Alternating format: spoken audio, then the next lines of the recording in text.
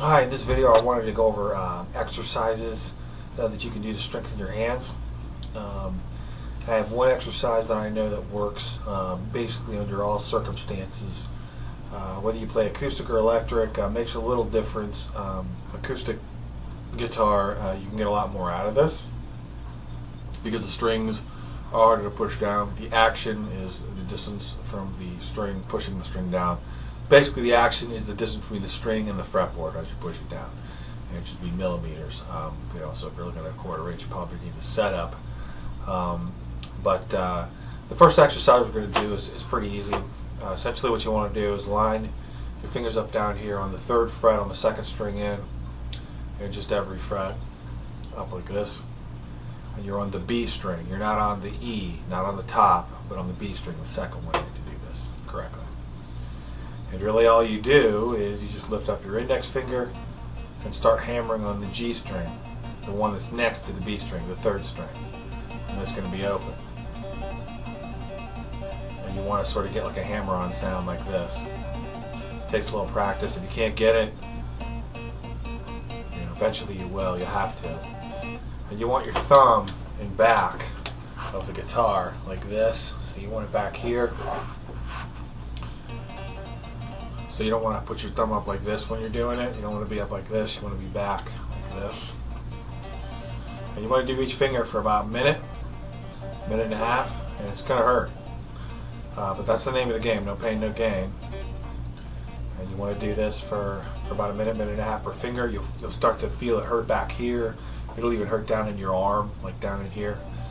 And that's just the name of the game. You gotta go through some pain if you want to get anywhere. And so just keep doing it until it feels like it's going to fall off.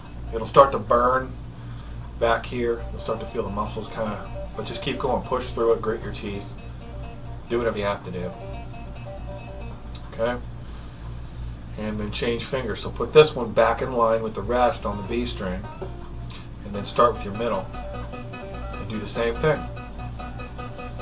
And you want to try and relax the rest of your hand. You don't want your whole hand to be tensed up, but you'll get something out of this immediately. So do this exercise immediately, and then go back and play the chords that you had done before that you had trouble with, and you'll notice that you're more in control of your fingers on an individual basis. And then put this one back, and then go to the next one. This is the one people have trouble with, because these fingers are kind of married, your pinky and your ring finger. And just do this for about a minute and a half, and after a minute and a half you're going to notice your hand feels a little different. Put this one back, and then do this one. This is the one that really hurts a lot of people. This finger, I mean, think about it, if you're right-handed, your playing hand's the left hand, and I mean, what do you do with the pinky on your left hand? I mean, where has it ever gotten exercise? It never does. So this is going to be really, really painful for a lot of people. But as I said, you don't get anywhere without putting something down. So, minute and a half. And then when you're done, you just put that back. Maybe shake your hand out a little bit, let it rest, and then come back. And I would say, maybe 4 or 5 minutes later, try again, and you'll notice that when you play your chords, your fingers are more in tune with what your head's telling you to do. So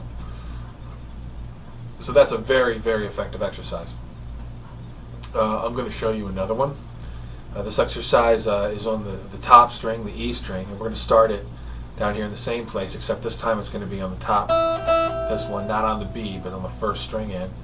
And we're just going to start here, and we're basically going to leave the rest of the fingers off. So we're kind of hanging on this one note here. And then what I want you to do is reach as far out as possible with your index finger, okay?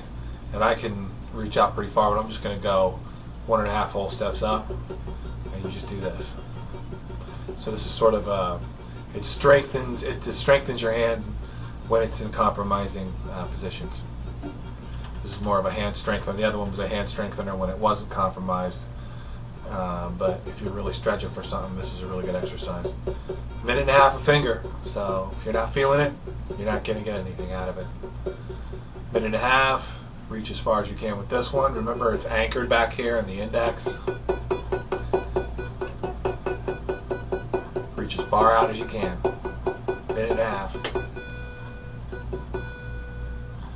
then the last one, reach all the way.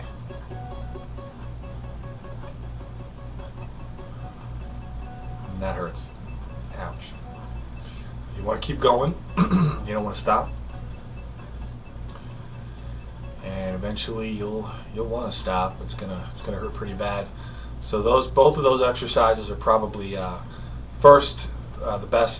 best exercises for dexterity and strength, in my opinion. There's a lot of different exercises out there. I recommend you take advantage of most of them, but those are the two you really, in my opinion, you really need to do. I've tried them all, and so do them and take advantage of them. I also wanted to show you a way to stretch your fingers out, and essentially what you want to do is you take your hand like this, you make the Mr. Spock symbol basically, and you can use your fingers to wedge the two apart, and you basically just you could run them under warm water as hot as you can stand it, just to loosen up the tendons in your hand, or put it into sort of a bucket of warm water or a bowl, and you wait till your tendons get, and then you go ahead and you just manually stretch them out with your hand. And this right here is probably the part where most people have the most tension, is between the ring and their middle finger. So you want to try and relax your hand when you're doing this. And then of course get between your ring and your pinky finger. And after a while you'll see that, I mean, I can tell you right now that, you know, I can stretch a lot further with this hand than I can with this one. This is as far as it's going to go. So you can see the difference is a big difference. I can get a lot further with my left hand due to all the stretching and exercising I've done. So those two exercises plus the stretching exercise should serve you as a good basis for fundamental exercises, and everything else in the exercises section will help you as well. But those are the big three things that you can do to help yourself immediately. And like I said, you'll get immediate results from the first exercise, the tapping one on the B string. The other one is just sort of a supplemental for the first one, and then the stretching is up to you if you want to do that. So this is Stu Johnson with Second Floor Studios. This has been Stretching 101 and Strengthening, and we'll probably see you in another video at some time. Take care. See you at lessons.